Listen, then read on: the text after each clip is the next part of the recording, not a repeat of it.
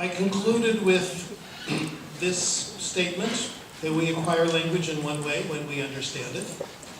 And what we need to do in language classes is give people comprehensible input in a low anxiety environment.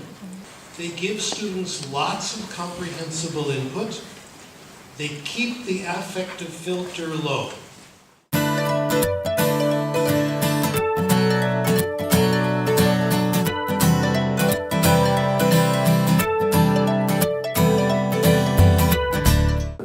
It was in 1975. It was a theoretical breakthrough, sudden breakthrough. There were two studies that did it.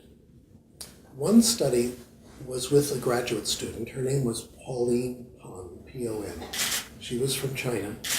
She came to the United States in her 20s, and when she was my student, she was in her 40s.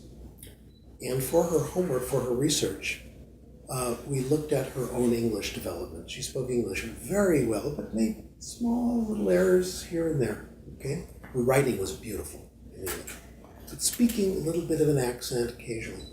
So for her project, we put pencil and paper in her apartment in different places. Her son was 16 years old and perfect English speaker.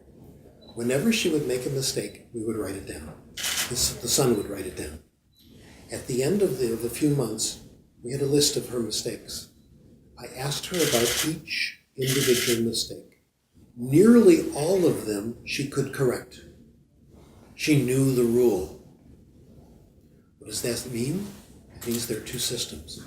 Knowing the rule does not lead to acquisition of the rule.